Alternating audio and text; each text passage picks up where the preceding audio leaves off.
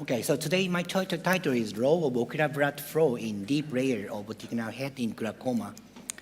So this is my financial disclosure. Today, my topics included the relationship between deep layer tissue blood flow in optic nerve head and laminar cribrosa thickness. And the second part was talking about the deep circulation with peripapillary atrophy, PPA zone, and associated factors. So glaucoma is multifactorial disease, and many risk factors listed below are reported for glaucoma pathogenesis. So complex combination of different risk factors causes visual field defect. And the mechanism-based approach to drug discovery is needed to prevent blindness in glaucoma patient. Today, I will be talking about the abnormality in laminar cribrosa and the relationship of the ocular blood flow.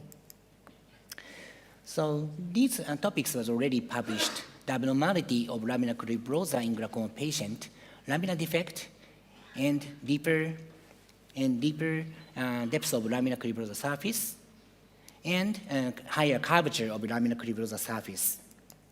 So both laminar cribrosa depth and laminar cribrosa deformation are associated with glaucoma presence. So this slide shows the relationship between laminar cribrosa and glaucoma risk factors. Three major risk factors is ocular hypertension, and disc hemorrhage and myopia is important risk factor for glaucoma, especially in myopia related to normal tension glaucoma. And ocular hypertension deepens the laminar cribrosa surface, like this here. And disc hemorrhage is co-localized with laminar cribrosa defect in whole whose progression of visual field loss is rapid. And the myopia induced temporal tilted the laminar cribrosa surface, and laminar cribrosa tilted toward the inferior side is related to glaucoma. So laminar cribrosa is associated with glaucoma risk factors and primary site of glaucoma pathogenesis. And this slide shows the change of lowering ocular blood flow in glaucoma patient. Blue Mountain Eye studies show that the thin of central retinal artery in normal patient is a risk factor for the presence of glaucoma. And our data showing laser spectrography, that's measuring the ocular blood flow machine, measured tissue blood flow in optic nerve head is significantly lower in peripatetic glaucoma. It's very early time for glaucoma stages. So this is a laser spectrography images in optic nerve. We can measure the tissue blood flow like this. This is quantitative data we found even in peripatetic glaucoma, already decreasing the ocular blood flow like this. So tissue blood flow in optic nerve head, it decreased significantly in early stage of glaucoma. So this slide shows the meta-analysis data predicting a prognosis factor for glaucomatous visual field loss. And we found many blood flow related factors listed in this, especially normal tension glaucoma. So lowering blood flow is a prognosis factor for progressive visual field loss in normal tension glaucoma. So we want to know the relationship between the laminar cribrosa thickness and blood flow. We have to set up a new model to segment it out, the laminar cribrosa with SSOCT. And first identify the center of the BMO with reconstructed image, SSOCT volume data image in optic nerve head. And then we superimpose 646 grid and measure the laminar cribrosa thickness in each grid, after making the superior and inferior border of laminar cribrosa. So definition of laminar cribrosa we use here is a visible area of laminar cribrosa pore. So this is the result. We found laminar cribrosa thickness also significantly decreasing in PPZ and also OAG, further decreasing OAG. So here we included 100 cases of OAG. And this is the B scan, and the laminar cribrosa thickness was significantly lower in glaucoma. And the multi-regression analysis show that larger cup disc ratio and lower MD and lowering blood flow was significantly and independently correlated thickness of laminar cribrosa. So the averaging laminar cribrosa thickness decreased with glaucoma stages. tissue blood flow was independently correlated to laminar cribrosa thickness, thinning. This short summary. Ocular blood flow is deeply involved in the glaucoma pathogenesis and successfully developed a new simplified version of software for measuring the laminar cribrosa thickness with SSOCT. And the laminar cribrosa thickness was independently correlated with tissue blood flow in optic nerve head. So I move to the second topic, deep circulation with PPA zone and associated factors.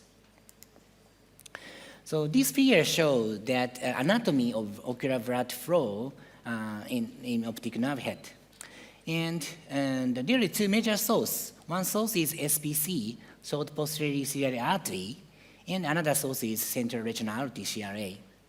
And the surface of nerve fiber layer is supported by branch of CRA. And anterior laminar cribrosa and laminar cribrosa part and the posterior laminar cribrosa part was also mainly supported the branch of SPCA and circular of Chin-Harder here. And interestingly, the SPC supported also peripapillary choroid, and so this part is already published, important part of glaucoma pathogenesis. So we are interested in this part to measure the blood flow with SSOCT angiography. Recently, the OCT angiography clearly showed that the Korean clip already published that this is choroid layer, and we found in peripapillary atrophy zone, we detected the microvasculature dropout area, and this is often associated with glaucoma presence. So OCT measured MVD in PPA zone is almost identical perfusion defect in the cyanin green angiography. So we performed the